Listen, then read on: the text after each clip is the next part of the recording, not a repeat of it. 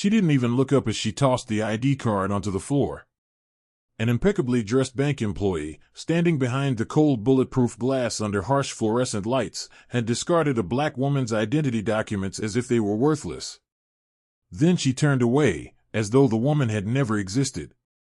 No explanation, no apology, only the dry thud of plastic hitting tile and the suffocating silence of countless invisible eyes judging and condemning.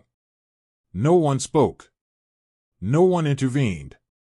And in that stillness, something deep began to crack, not in this vast room, but in the heart of the woman standing there, holding on to her own proud silence. She remained perfectly still, composed, a figure none of them truly understood, yet all were quick to dismiss. Her outfit was plain business wear, her shoes scuffed and worn, and her rich brown skin unbowed made her at once vividly present and strangely invisible to those around her. What happened next didn't make waves. It didn't make the front page. But it held a far more potent force, wounded dignity and devalued self-worth. Natalie Coleman stepped through the main doors of Stratton Financial Bank in downtown Raleigh on a blistering afternoon. Harsh sunlight streamed through the towering glass windows, casting a blinding glare across the polished marble floors. Inside, the air was cool and flawless, with soft piano music playing, as if to suit the wealthy clientele. Natalie paused at the entrance, smoothing the lapel of her simple navy blazer and brushing back her hair. Her attire, though modest, was impeccably neat, enough to convey professionalism. She inhaled deeply and approached the teller station, where a young woman, blonde hair cascading in elaborate curls, wearing a pristine white blouse and a name tag reading Jessica, was absorbed in her computer screen. Natalie waited patiently, her eyes on Jessica, with the hope of a polite greeting. 1 second passed, then 2, then an awkward, interminable stretch of time. Jessica didn't look up, as if Natalie didn't exist. "Hello," Natalie said softly, breaking the unusual silence. But the only response was icy indifference. Jessica continued tapping away at her keyboard. Just then, a white man in a sharp gray suit entered, and Jessica's face lit up. She offered him a warm smile, rising swiftly to greet him with obvious enthusiasm. Natalie winced but remained steadfast. When Jessica finally glanced back at her screen, Natalie again spoke politely. "Excuse me. I'd like to make a deposit and check my account, please." Jessica frowned but remained silent. A moment later, she slowly looked up and gave Natalie a dismissive, irritated glance. "Do you have an appointment?" "We only handle transactions by scheduled appointment here," she said coldly. Natalie clenched her calm, explaining that she didn't need financial advice, she simply wanted to deposit a check into her existing account. Jessica sighed impatiently and pointed toward a row of teller lanes beyond, without another word. Natalie nodded politely and moved to the indicated station. When it was her turn, she gently placed her ID and a certified check on the counter. Jessica approached, staring at the ID with suspicion. She pinched it between her fingertips as though it were filth, scrutinized it, then abruptly hurled it onto the cold stone floor with a harsh clatter. All eyes turned toward them. A stifling silence settled over the bank's grand interior. No one spoke. No one intervened. The ID lay discarded and devalued in the eyes of the witnesses. Natalie felt anger surge within her chest, but she suppressed it.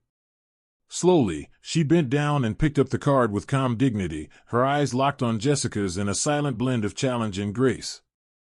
Jessica's expression remained frozen, no hint of remorse, no trace of shame.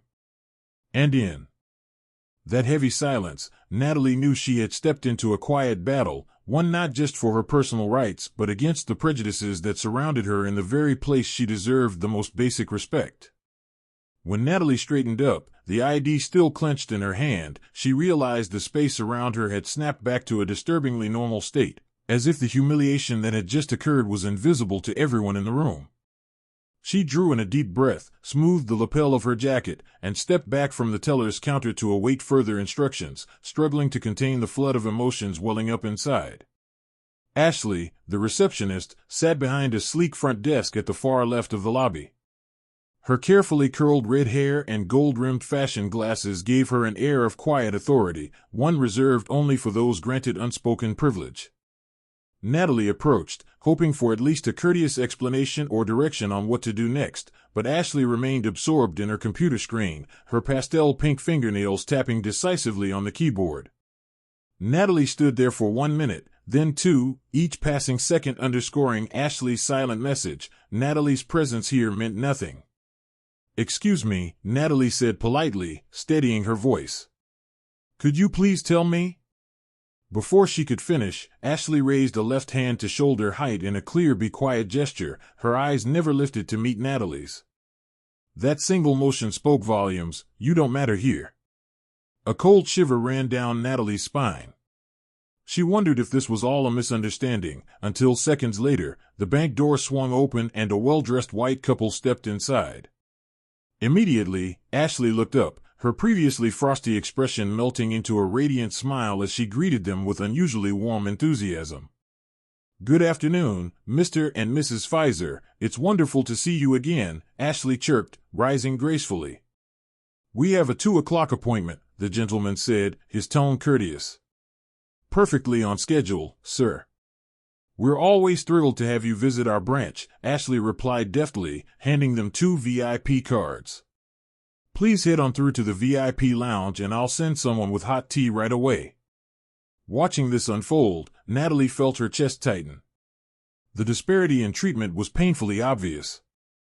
She glanced down at her simple leather shoes and unassuming office attire. There was no reason for her to be demeaned like this, yet in Ashley's and her colleagues' eyes, it clearly wasn't enough. A young woman in a sleek corporate dress approached the desk next. Ashley pivoted immediately, her voice dripping with sweet cordiality. "Hello, ma'am. How can I help you today?" Natalie stood there, invisible. She sensed the other employees occasionally glancing her way, then quickly looking away to avoid getting involved. It wasn't accidental. It was silent complicity. Jessica's coldness and Ashley's overt disdain were not isolated incidents but evidence of an unspoken culture where people like Natalie were undervalued, suspected, and sidelined by bias and favoritism.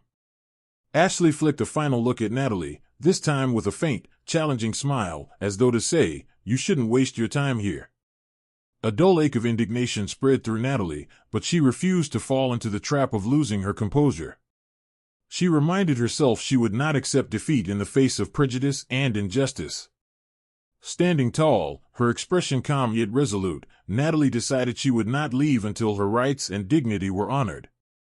She understood this silent battle would not be easy, but she would not give up, because she was fighting not just for herself, but for everyone who had ever been ignored and dismissed with such cruel unfairness. Natalie knew that maintaining her composure in this stifling atmosphere wouldn't be easy, but she was determined not to let Ashley's attitude or anyone else's rob her of the dignity she deserved.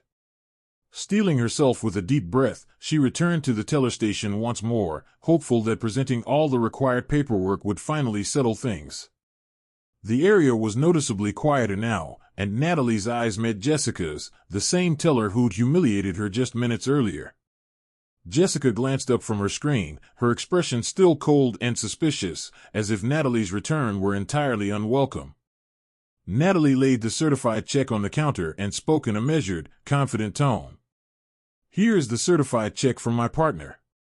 I'd like to deposit it into the company's account." Jessica didn't rush to reply. She leaned forward, scrutinizing the check under the harsh overhead lights, her eyes narrowing in doubt as though examining a contraband object. Without hiding her skepticism, she launched into a barrage of questions unrelated to the deposit itself. "What's the name of your company? How long have you been running it?"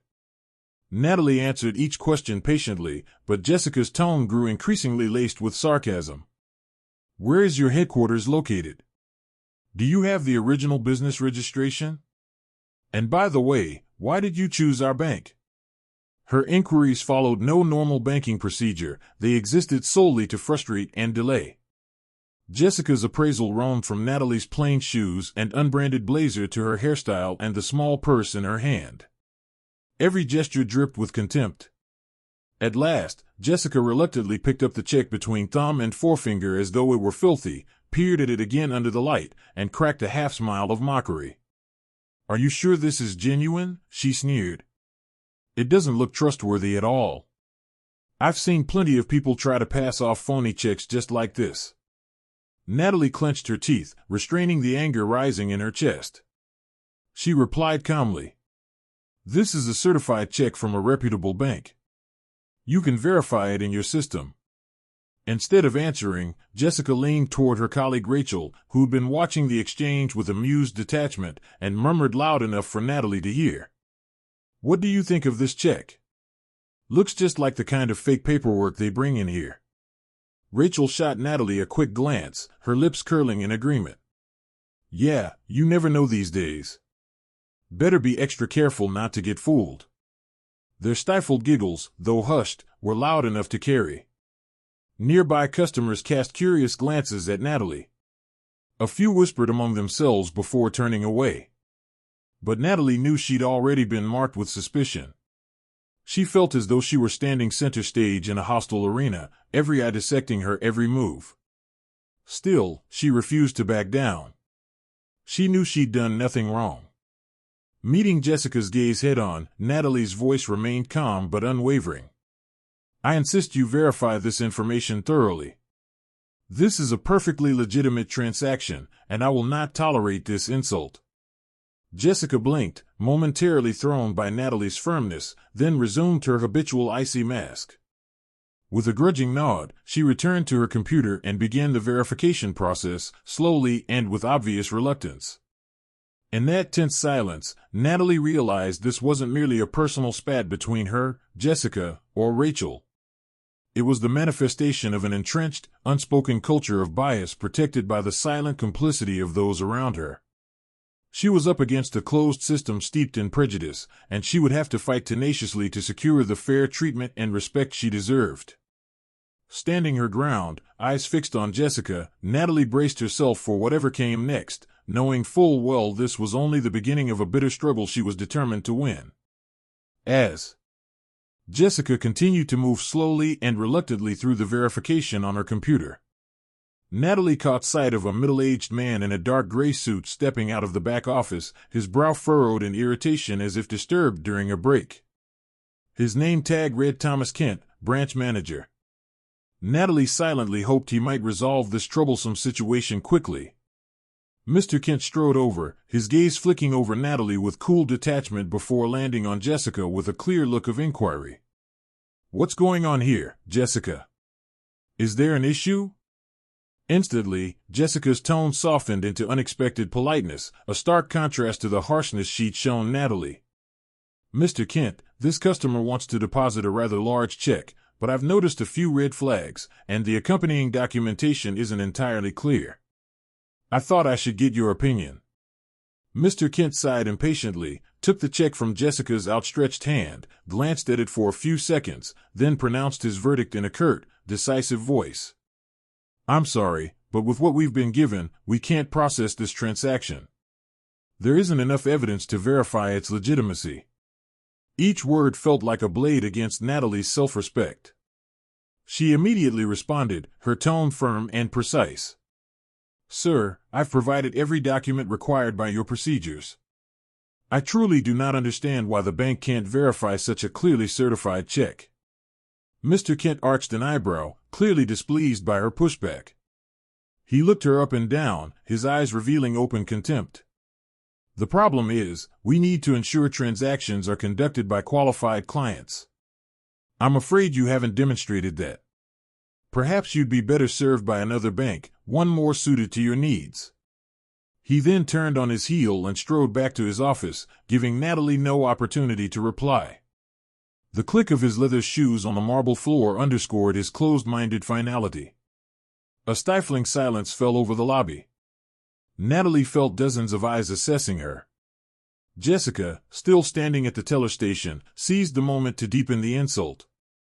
She tilted her chin arrogantly and spoke loud enough for nearby patrons to hear.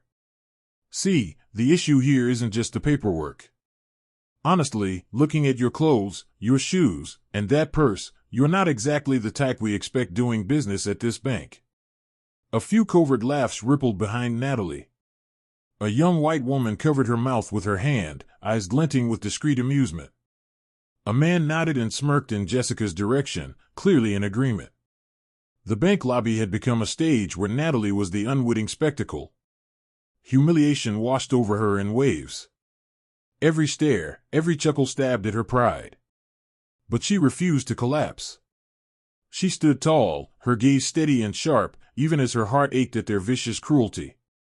Jessica's triumphant smile betrayed her satisfaction at Natalie's silence. She leaned into Rachel, who'd watched since the beginning with cold amusement, and whispered something that made Jessica chuckle softly. Both women reveled in the malicious delight of publicly shaming an innocent person. With deliberate calm, Natalie gathered her check and papers. Her hands trembled slightly, but her resolve held firm. She understood that this was no longer merely a personal affront, it was a battle for basic dignity and respect that everyone deserves. Before turning to leave, Natalie fixed Jessica with a clear, unhurried gaze and spoke each word with quiet strength. "Remember what you said today. There will come a time when you'll have to face those words again. And when you do, I promise I won't be the one feeling ashamed." Then she walked toward the exit without looking back. Behind her, the whispers continued, but they no longer mattered. As the bank doors swung open and the brilliant sunlight outside flooded in, Natalie felt only a cold brightness, an echo of the discrimination she just endured. Stepping out, she knew she had experienced a profound humiliation, but also that she would return, and next time, she would not remain silent. Stepping out of the banks, Natalie felt that the sunshine outside wasn't nearly warm enough to melt the chill in her heart. The glass doors clicking shut behind her felt like a full stop on the patience she'd managed to hold on to until now. But in that moment of despair, she realized that silence or passive endurance in the face of prejudice and injustice could not be her answer. The deep wound she'd just suffered would never fade if she simply walked away and quietly accepted it. Back at her office, Natalie closed the door firmly, sank into her familiar leather chair, and stared down at the neatly arranged file before her. It contained the $2.3 billion contract her company, Coleman Construction, had just signed with Stratton Financial itself. Her gaze lingered on the signature line at the bottom. Natalie Coleman, Chief Executive Officer. She knew exactly where her true worth lay, and she refused to let anyone treat her with the contempt she had just endured. That night, Natalie barely slept.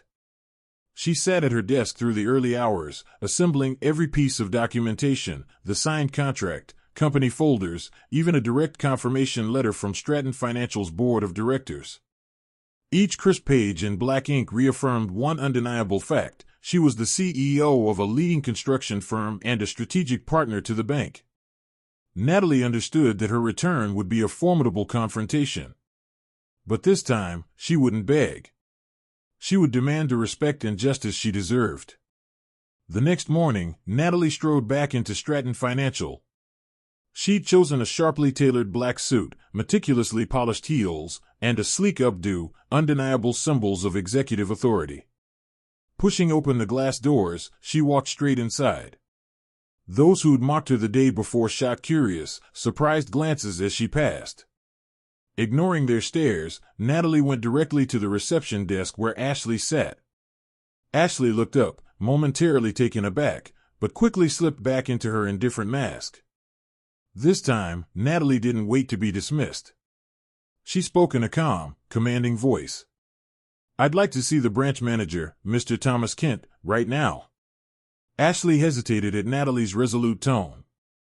"I'm sorry, but Mr. Kent is very busy." "I'm certain he'll want to meet with me," Natalie interrupted, placing her business card on the desk. "Please hand it to him immediately. I trust he understands the importance of this matter."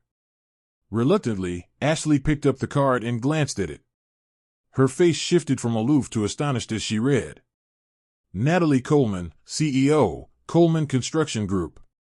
Without meeting Natalie's eyes, Ashley hurried off toward the manager's office. Moments later, the door burst open and Thomas Kent emerged, his expression a mix of confusion and alarm. "Miss Coleman, I never expected," he stammered, eyes wide.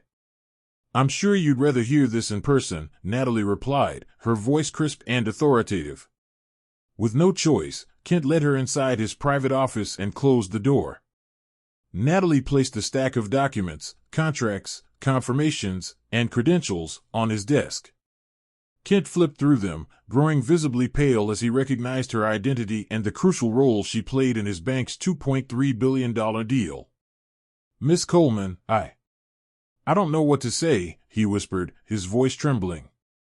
Natalie held his gaze. "I'm not here for apologies. I'm here so you understand this. Yesterday's treatment was unacceptable.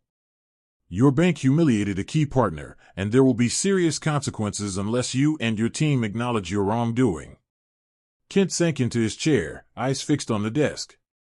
In that charged silence, Natalie knew her words had landed.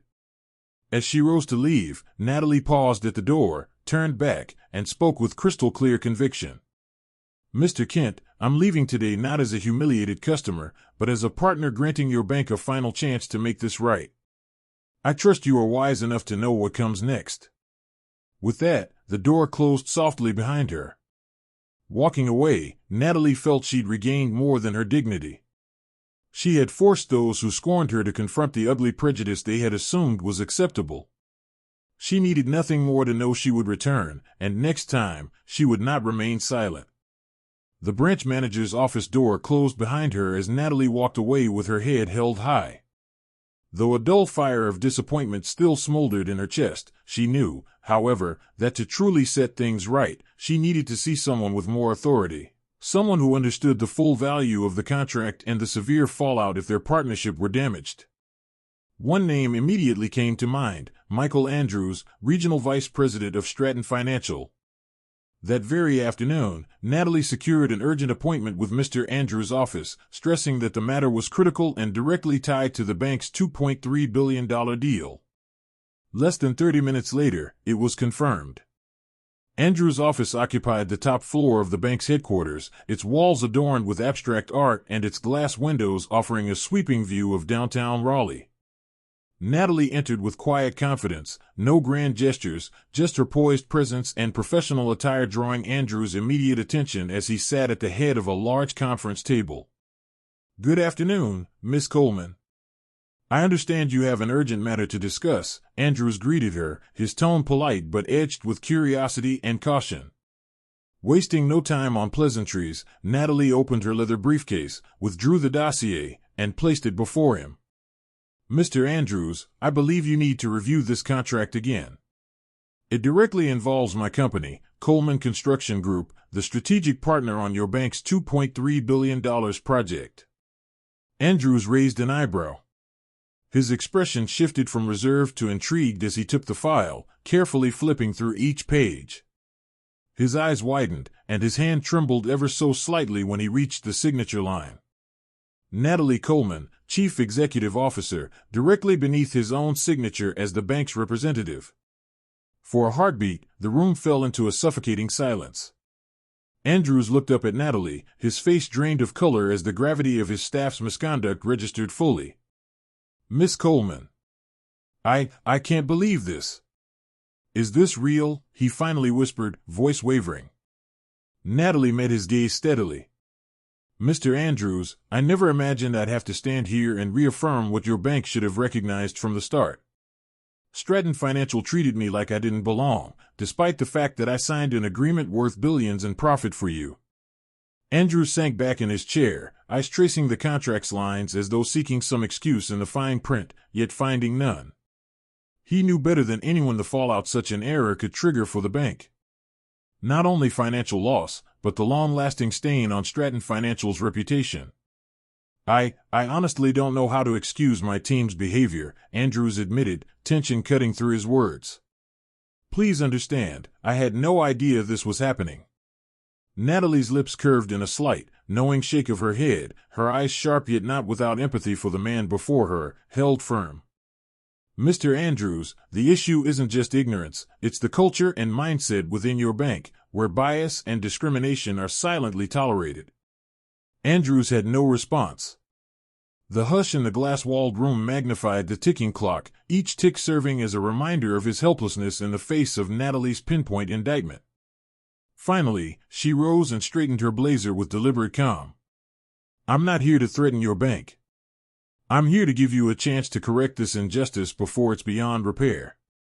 But know this, unless there is a fundamental shift in attitude and culture here, Stratton Financial will lose far more than this one crucial contract.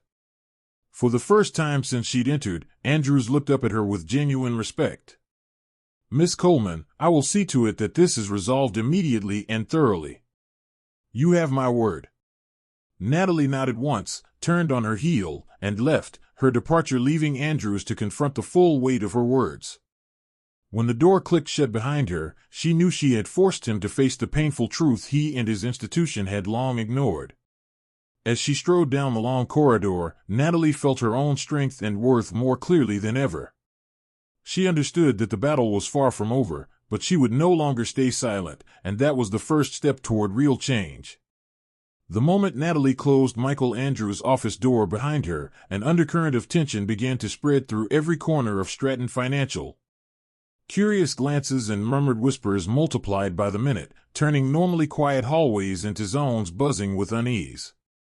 No one knew exactly what had transpired behind closed doors, but the hollow, ashen look on the regional vice president's face as he emerged was all the confirmation they needed. Less than an hour later, senior leadership ordered an immediate internal investigation.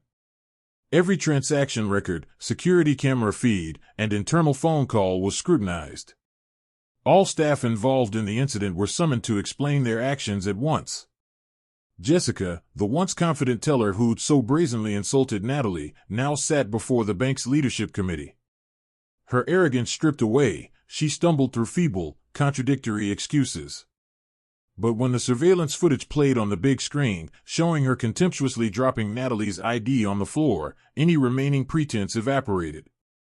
She was visibly shaken, unable to defend herself against such damning evidence.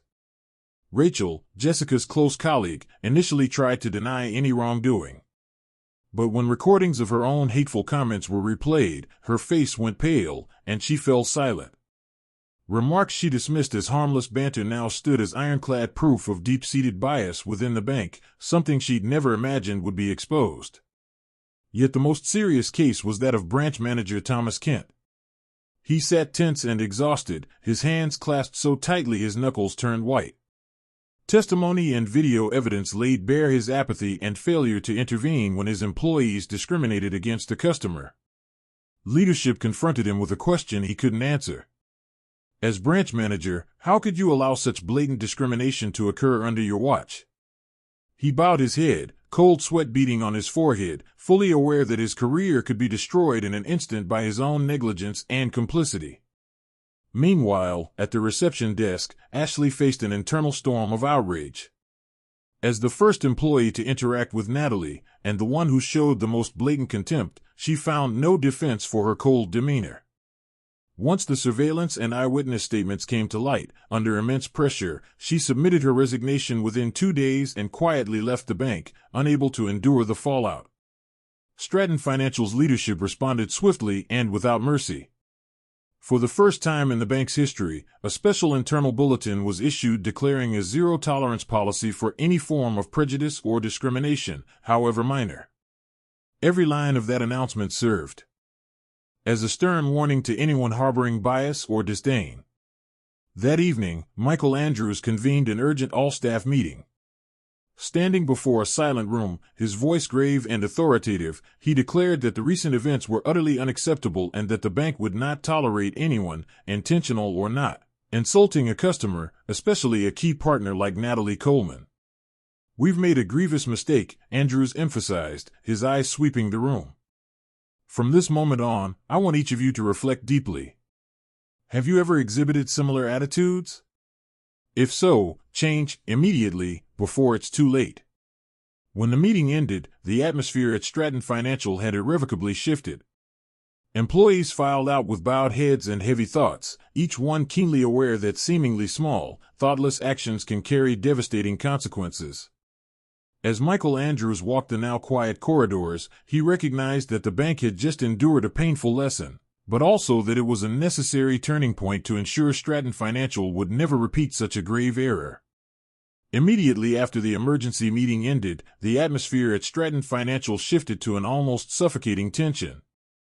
Michael Andrews, the regional vice president, realized that this crisis wasn't merely the fault of a few individuals, it was the clearest sign yet of a toxic corporate culture that had long gone unchecked. In his private office, Michael sat in silence, reviewing the freshly completed internal reports. The documented incidents of racial bias, customer contempt, and discriminatory attitudes were not isolated mistakes, but symptoms of a system lacking rigorous oversight. He understood all too well that without sweeping reforms, the bank would face even graver consequences down the line. Within days, an official notice went out to every branch. Stratton Financial would not tolerate any form of prejudice or discrimination, and a far stricter control process would take effect immediately. The first step was to suspend, and in some cases, terminate, the staff directly involved or complicit in the recent events. Jessica, whose actions were clearly captured on security footage, was dismissed on the spot. She left the bank in silence, her former arrogance replaced by shame and regret. Rachel, who had egged Jessica on with her own derogatory remarks, was placed on indefinite suspension and required to attend in-depth diversity and anti-racism training. She sat in a closed-door meeting room, stunned, as leadership delivered stern lectures, realizing for the first time that her casual laughter at another's pain was no mere slip of decorum, but a serious offense. Perhaps the most drastic action fell on Thomas Kent, the branch manager. After a tense board review, he was demoted and reassigned to an administrative support role, stripped of the authority he once wielded. In his new cramped office, he stared at his trembling hands, fully aware that his career had been derailed by his own silence and indifference. Meanwhile, Ashley, the receptionist who had shown Natalie the most blatant contempt, resigned under the weight of internal outrage. Her abrupt departure served as a stark warning to all staff. No one would be allowed to enable or ignore discrimination, even in its smallest form. With personnel actions completed, Stratton Financial launched mandatory diversity and anti-discrimination training across the entire organization. From seminars and workshops to urgent roundtable discussions, every employee, from senior executives to new hires, was required to participate. Leading experts were brought in to teach staff how to recognize unconscious bias, practice respectful interactions, and appreciate the paramount importance of equity in every client encounter. At the same time, the bank restructured its internal controls. A new oversight division was established, reporting directly to senior leadership, tasked with monitoring customer fairness and reporting any suspicious transactions or discriminatory behavior immediately for resolution. Michael Andrews personally oversaw these initiatives, stressing in every meeting that culture and attitudes don't change overnight, but by starting today, we ensure this painful mistake can never be repeated. Within a week, the face of Stratton Financial had transformed. Guest smiles and averted eyes were replaced by a focused professionalism and heightened vigilance. Employees began engaging with clients more sincerely, as if every transaction were being watched by the bank itself. Back in his private office, Michael reviewed the reorganization files with a measure of relief, but he knew this was only the beginning. Those forceful changes had laid the groundwork, but rebuilding trust and reputation would take sustained effort. Above all, the bank needed to cultivate an environment where every customer, regardless of who they were or how they looked or dressed, felt genuinely respected. As he left the office later that day, walking down the brightly lit corridors, Michael felt a rare peace interwoven with hope. Hope that Stratton Financial's most painful lesson would propel it toward a stronger, fairer future. The sweeping changes at Stratton Financial didn't just shake the bank's internal ranks, they also triggered unexpected transformations in the lives of those who had been at the heart of the scandal. Once the bank doors closed behind them, Jessica, Rachel, and Thomas Kent found themselves forced to reckon with the consequences of behaviors and assumptions they had long taken for granted. Jessica's reckoning. Jessica, who once stood at the teller window with icy self-assurance, now wandered the busy streets in a daze, her former confidence and arrogance completely shattered. After being fired, she faced a stretch of unemployment, and it was during that time that the true impact of her discriminatory actions hit her hardest. One morning, she stumbled across a volunteer notice from the Equal Access Foundation, a local nonprofit dedicated to helping minority communities obtain fair financial services. On impulse, she signed up, initially just to assuage her guilt. But the more she worked alongside people who'd experienced the same contempt she had once shown, the more she grasped how deeply her cold indifference had hurt them. Before long, Jessica became a devoted volunteer, spending most days guiding minority residents through budgeting plans, opening bank accounts, and applying for loans on equal footing. One afternoon, she sat beside an elderly African-American woman trembling at a bank entrance, terrified she'd be turned away.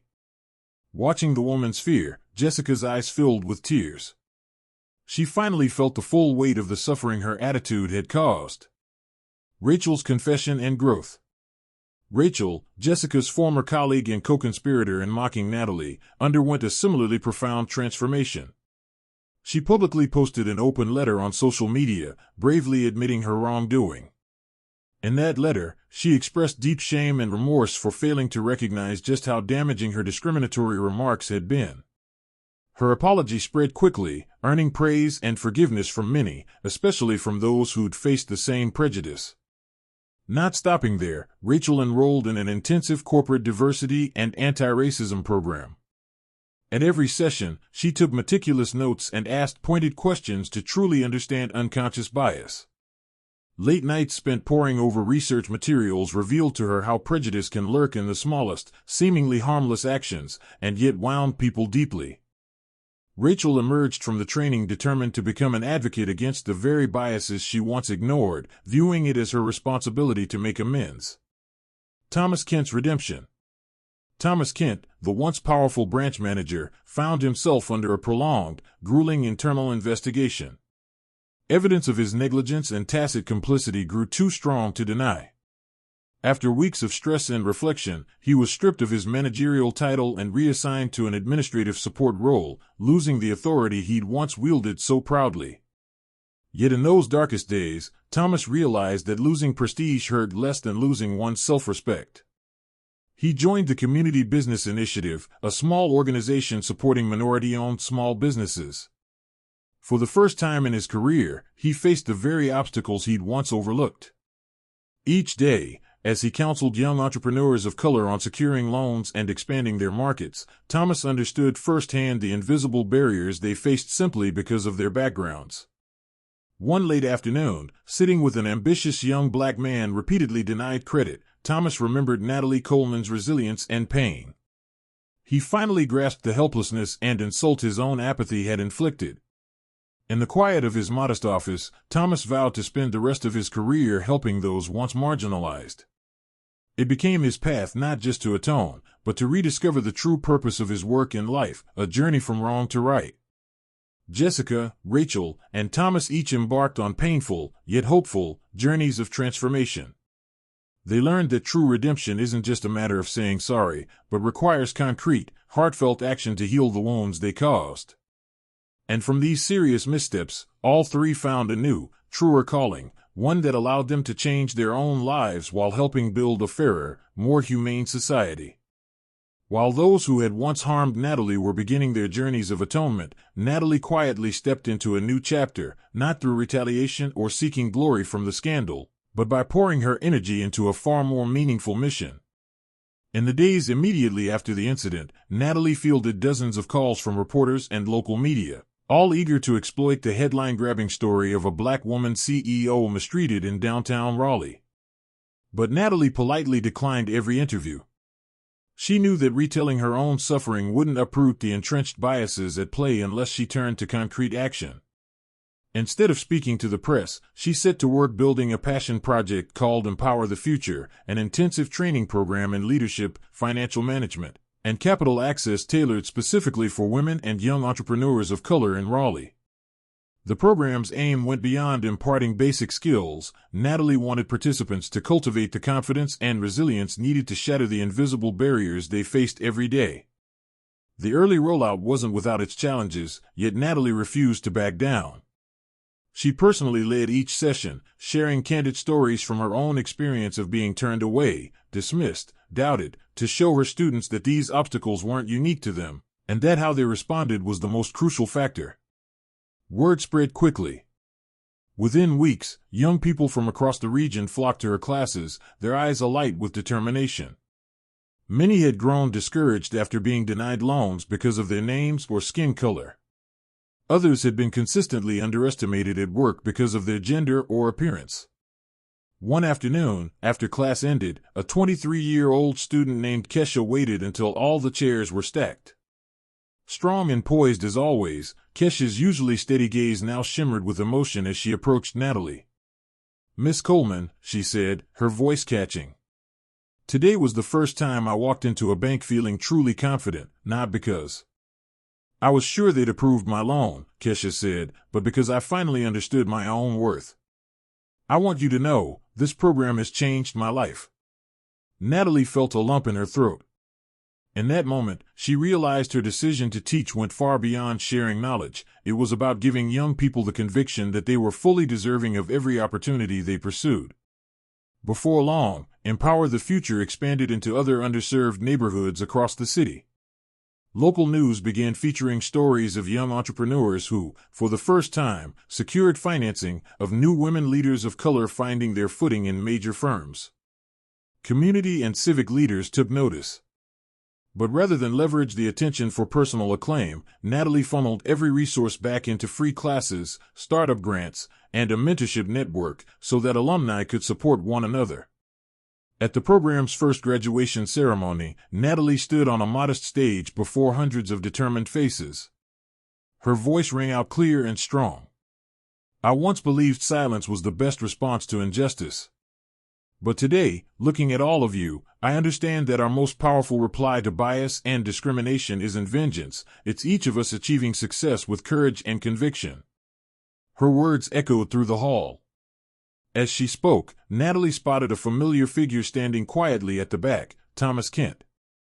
In his hand, he held a small folder from the Community Business Initiative, and his eyes were fixed on Natalie with a mixture of gratitude and remorse. He gave her a gentle nod, an unspoken thank you for the change she'd sparked not just in the community, but in him. The ceremony ended, but its ripple effect only grew. Natalie walked slowly through the bustling hallway, her heart brimming with joy and unwavering belief that she was on the right path. She had not only healed her own wounds but had become a catalyst for healing in others. That night, as the city lights dimmed, Natalie sat quietly by her window, gazing out at the skyline. She knew this story was no longer just hers, it had become the spark that gave so many young people from marginalized communities a voice and a place in society. And in that realization, she found the greatest victory she could ever wish for. Natalie's steadfast, quiet efforts gradually created a far-reaching impact beyond anything she had originally anticipated. Not only did young people from underserved communities take notice, but even the very organizations that had once stood on the opposite side of her story began to recognize the powerful, positive changes she was bringing about. One morning, while seated in the modest office of Empower the Future, Natalie received an official envelope from the Raleigh Business Association. She was startled to see Stratton Financial's familiar logo on the letterhead.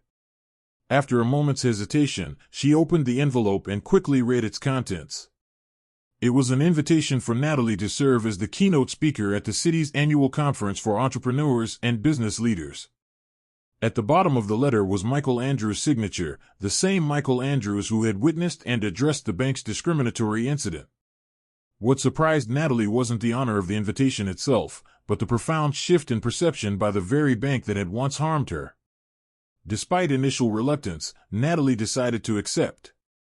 She understood that this would be more than just a speech to a crowd, it was a crucial opportunity to amplify her message of equality, trust, and mutual respect. On the day of the conference, the ballroom of the Raleigh Center Hotel brimmed with entrepreneurs and top executives from companies big and small.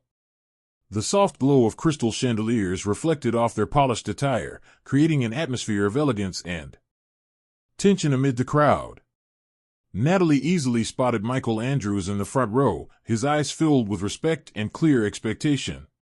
Next to him sat Thomas Kent and Jessica, their faces a mix of anticipation, shame, and regret as they recalled past events. The MC stepped to the podium and announced formally, "Ladies and gentlemen, please welcome our keynote speaker today, Miss Natalie Coleman, CEO of Coleman Construction Group and founder of the Empower the Future program." The audience erupted in warm applause as Natalie took the stage, her expression calm and confident. For a brief moment, her gaze swept over those who had once belittled her, yet there was no trace of blame in her eyes. She knew she was not here to revisit painful memories, but to guide everyone toward a better, different future. Adjusting the microphone, Natalie paused for a few seconds, letting the room fall completely silent before speaking in a clear, resonant voice.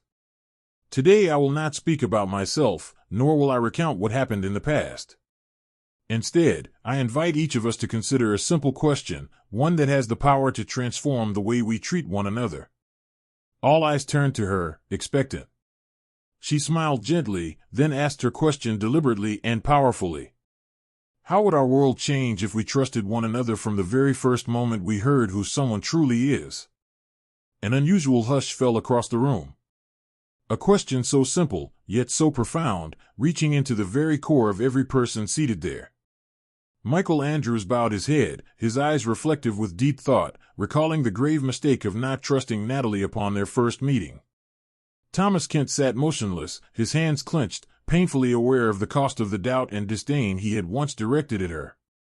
At the back of the room, Jessica quietly wiped away tears, realizing that had she trusted Natalie, she might never have lost her job and her self-respect so bitterly. Others in the audience felt a pang of conscience, questioning whether they too had ever acted in the same way. Natalie said nothing further. She simply stood there, allowing the weight of her question to sink deeply into every soul present. After a full minute, the first gentle applause broke the silence. And then it spread, like wildfire, filling the ballroom with unequivocal support for her message. As she stepped down from the stage, Michael Andrews rose and approached her, eyes more sincere than Natalie had ever seen. Thank you, Natalie. What you said not only helped me understand you better, but also helped me understand myself, and the bank I represent. Natalie nodded warmly, her gaze kind yet resolute. We all can change, Mr. Andrews. The real question is, do we have the courage to begin by trusting each other's worth and character? Andrews remained silent, nodding deeply, fully aware that this was the greatest lesson of his managerial career. Natalie walked down the long corridor, feeling more at peace than ever. That day, Raleigh's business community witnessed not just the brilliance of a resilient female CEO, but to an even greater extent, they began to examine their own consciences and fundamentally shift how they perceived and treated others. And Natalie, once a wounded victim, had ascended to the highest level of recognition, not through retribution, but through a single, powerful question capable of changing the very world she lived in. When she stepped out of the hall, Natalie knew her story no longer belonged to her alone. Though she'd never agreed to press interviews or media appearances, she'd set in motion something that resonated more powerfully than any article ever could. In the days after the conference, Natalie's Small Empower the Future office was flooded with letters and emails. They came not only from young entrepreneurs and members of minority communities, but also from those who had once been on the other side of her story, people whose actions and attitudes had wronged her. One early morning, Natalie opened her inbox and paused over an email bearing the simple subject line, "A heartfelt apology from Thomas Kent." In the message, Thomas wrote thoughtfully and sincerely, offering no excuses or evasions. Dear Miss Coleman, I don't expect your forgiveness, but I need you to know I fully recognize my mistake. My attitude and neglect back then caused you deep pain. I am committed to spending the rest of my life fighting the invisible biases that once blinded me, and so many others. Thank you for opening my eyes. A few days later, another carefully handwritten letter arrived at her office, this one from Ashley, the receptionist who'd initially greeted Natalie with cold indifference. Her note was brief but brimming with remorse. Hello, Miss Coleman. I've thought endlessly about how I treated you. There is no justification for my indifference. I want you to know I've begun a new chapter where I remind myself every day to treat everyone with kindness and respect. I will never forget the lesson you inadvertently taught me about compassion and trust. Reading these words, Natalie allowed herself a quiet, relieved smile. She never sought revenge, or even an apology, from those who had hurt her. But seeing genuine change in those who had once wronged her filled her with warmth and consolation like nothing else. Around the same time, she learned that Stratton Financial, under Michael Andrews' direct leadership, had enacted sweeping internal reforms. The bank made diversity awareness and anti-racism training mandatory for every employee. Beyond Stratton, many of Raleigh's other major financial institutions and businesses reached out to Natalie, eager to launch their own versions of the Empower the Future program. Before long, even without mainstream press coverage, Natalie's story spread quietly but powerfully. It became a beacon, inspiring deep shifts in community awareness. Organizations and companies began to reflect inwardly, earnestly discussing the hidden biases in their systems, issues they'd long ignored, whether intentionally or not. Several weeks later, on a tranquil weekend afternoon, Natalie sat alone in her modest office. She realized that the very hardship she'd endured had become the greatest momentum behind real, lasting change. She no longer felt pain or anger, but a profound sense of peace and pride. She picked up another recent letter from a young Stratton Financial employee she'd never met. Dear Miss Coleman, though we've never met, I had to tell you how much your story and actions have transformed our work environment. We now serve every client with an awareness of their inherent value, with no room for the discrimination we once accepted. My colleagues and I are sincerely grateful to you for blazing this path of change. Natalie folded the letter and gazed out the window, feeling deep tranquility wash over her. She understood her story had transcended personal boundaries. It had become a catalyst, prompting people to examine themselves and their community. She knew the journey had never been easy, but Natalie also recognized she was not alone. Around her stood thousands of young people, entrepreneurs, and employees of companies big and small, all walking together toward a world without bias or discrimination. For Natalie, that was the most meaningful outcome of all. And in the quiet of that afternoon, she realized the question she once posed at the conference had become more than a message. It was the strongest conviction of hers and those around her. How would our world change if we trusted who someone is from the very first moment they introduced themselves?